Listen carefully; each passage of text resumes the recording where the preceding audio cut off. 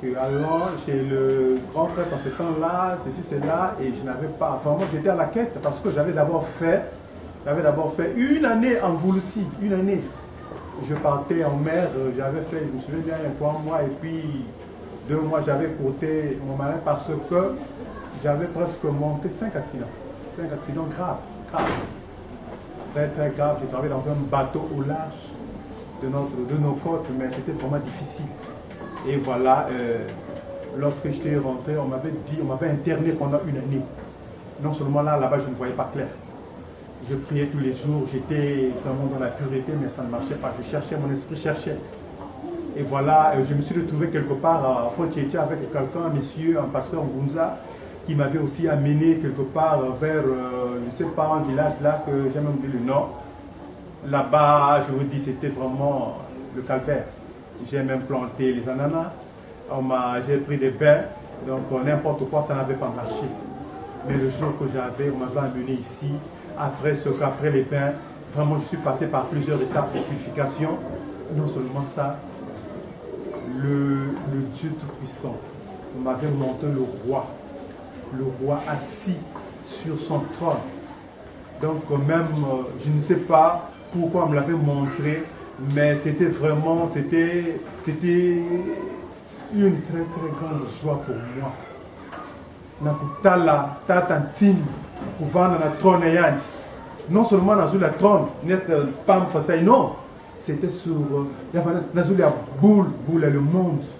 Dans le kuvana, bien habillé, na babi mignon sur fanatana.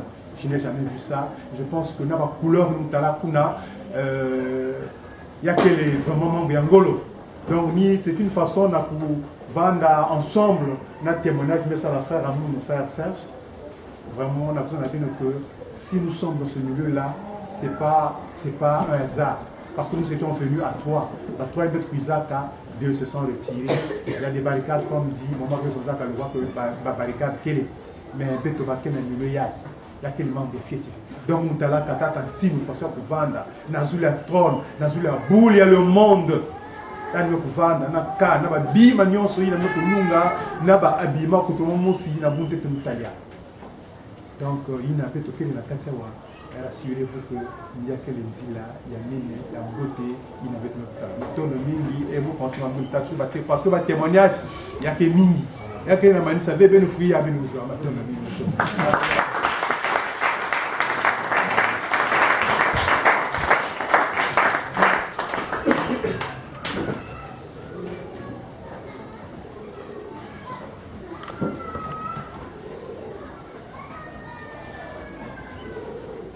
Peuple de Dieu, Shamaï. Mutindo Pangi, Mekuluta, Mekuzonza, que témoignage que Kusukak avait. Parce que déjà la vie est un témoignage. Sur terre, nous vivons des épreuves.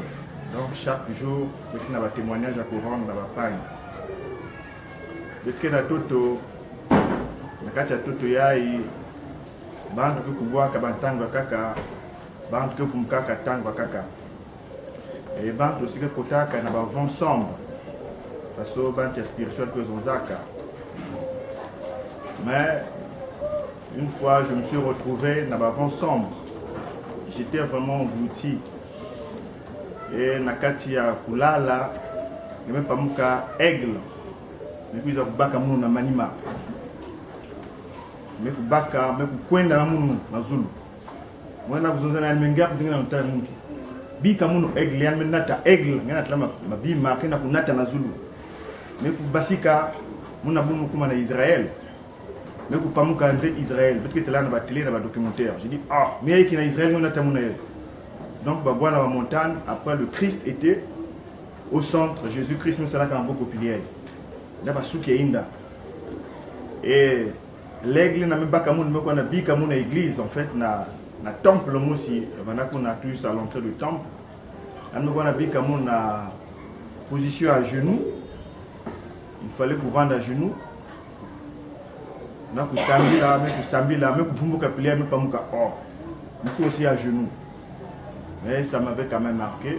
Mais là, la dire qu'après un moment, un esprit encore venu mais kunata on vient kunata na kati ya couloir beti na kukwenda na siko na longisa bantu il y avait tellement du monde bakento mosi bani efete na kubulaka bao matadi bani efete oya bakento wanako na vote na toto yai bana yai dasuka yake bantu ngozola kuza na toto donc on a évolué que tala diaka bantu mosi kena kufuaka na satu donc aba bantu kukondaka na satu tala bantu yai munimi lutlaka na toto faut pas foutre munimi lutlaka baba oh bantu kaka bitu kwenda obena talaka bantu yame kuvana na kwa yake na kudila yai bantu mesala imbi na toto bitu ko na traverser diaka bena kutala bantu yaka kuvandawa bakande ba forme bibulu bawo yai ke ufutuka bibulu kaka bambisi bake kudi ya bawo prochaine réincarnation bake vana bibulu faut pas na kudi ya bawo après bitu évoluer diaka maintenant na monde bantu bana kuyimba na kilingi il y a ba ya servir nzambi kenda kati ya joba kena kubina vrai kubina nzai bitu ku continuer diaka bitu kuma kisika mosi bantu vanana bilele ya pembe kana kati ya nkembo nzambi muzola luta tive yangeme lunga awa futuka mipa mukapilia hii merde yake mutindo message ya ikera très mais vous à analyser sur la réincarnation donc nyoso beto kusala ya mbote pe ya imbi na toto yai beto ke kubwa bana yao ko yavana na uzingu yai ke yavana buzingu kana kuiza en tout cas beto kusapprêter beto se préparer na kufuta yao